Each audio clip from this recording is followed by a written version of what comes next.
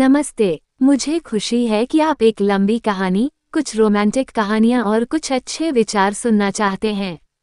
यहाँ एक लंबी कहानी है, उसके बाद कुछ छोटी रोमांटिक कहानियाँ और अंत में कुछ सुविचार। लंबी कहानी, बरगद का पेड़ और दो दोस्त। किसी छोटे से गांव में, जहाँ खेत हरे भरे थे और नदियाँ कलकल बहती थीं, दो गहरे दोस्त रहते थे, रवि और आकाश। रवि एक मेहनती किसान का बेटा था, जिसकी आंखें सपनों से भरी थीं, जबकि आकाश गांव के जमींदार का इकलौता बेटा था, जिसके दिल में थोड़ी शरारत और बहुत सारा प्यार भरा था। उनकी दोस्ती उस बरगद के पेड़ की तरह गहरी और पुरानी थी, जो गांव के बीचों बीच खड़ा था, अपनी विशाल शाखाओं से सबको छाया देता था। रवि और आकाश बचपन से ही हर सुख दुख में साथ रहे थे। वे नदी किनारे खेलते, खेतों में दौड़ते और बरगद के पेड़ के नीचे बैठकर भविष्य के सपने बुनते थे। रवि हमेशा गांव छोड़कर शहर जाने और कुछ बड़ा करने की बात करता था, जबकि आकाश को अपने गांव और अपने दोस्तों से बहुत प्यार था। समय बीतता गया और दोनों जवान हो गए। रवि की मेहनत रंग लाई और उसे शहर में एक अच्छी नौकरी मिल गई। वह गांव छोड़कर चला गया, लेकिन उसने आकाश से हमेशा संपर्क बनाए रखा। आकाश गांव में ही रहा और अपने पिता के काम में हाथ बटाने लगा। एक दिन रवि गांव वापस आया। बरगद का पेड़ अब भी वहीं खड़ा था, लेकिन उसकी कुछ शाखाएं सूख गई थीं। आकाश उसे देखकर बहुत खुश हुआ, लेकिन उसने रवि की आंखों में एक उदासी देखी। शहर की भागदौड़ भरी जिंदगी में रवि कहीं खो गया था। उसे अपने गांव, अपने दोस्तों और उस बरगद के पेड़ की याद आ रही थी, जिसके नीचे उन्होंने अनगिनत पल बिताए थे। आकाश ने रवि को गांव में कुछ दिन रुकने के लिए कहा। उन दिनों में दोनों दोस्त फिर से उसी तरह हंसे, खेली और बातें की जैसे वे बचपन में करते थे।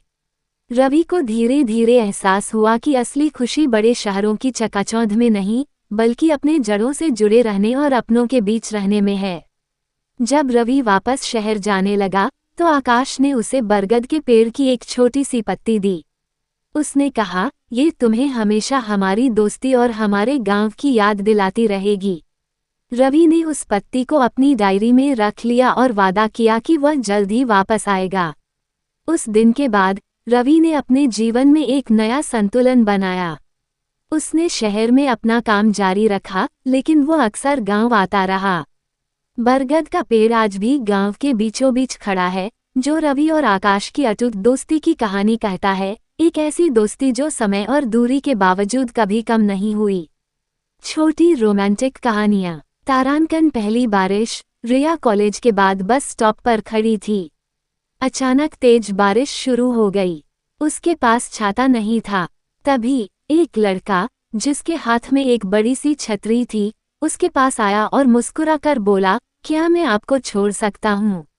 रिया थोड़ी झिझकी, लेकिन फिर मान गई। उस छोटी सी मुलाकात और पहली बारिश ने उनके दिलों में प्यार के बीज बो दिए। तारांकन अनकही बातें। अर्जुन और प्रिया एक ही ऑफिस में काम करते थे। दोनों एक दूसरे को पसंद करते थे, लेकिन कभी कह नहीं पाए। ऑफिस की एक पार्टी में जब सब नाच रहे थे, तो अर्जुन ने धीरे से प्रिया का हाथ पकड़ा और उसे छत पर ले गया। तारों भरे आसमान के नीचे बिना कुछ कहे ही उनकी आंखों ने सब कुछ बयां कर दिया। तारांकन पुरानी डायरी। विक्रम को अपनी दादी की पुरानी संदूक में एक डायरी मिली। वो उनकी जवानी के दिनों की डायरी थी। उसमें उन्होंने एक ऐसे लड़के के बारे में लिखा था जिससे वह बहुत प्यार करती थी, लेकिन कभी मिल नहीं पाईं। विक्रम ने उस लड़के को ढूंढने का फैसला किया और सालों बाद वह उसे अपनी दादी से मिलाने में कामयाब रहा।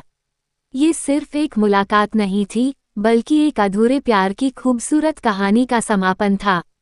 सुविचार। तारांकन प्यार वह शक्ति है जो दुनिया को जीत सकती है, और विनम्रता वह हथियार है जो हर दिल को जीत सकता है।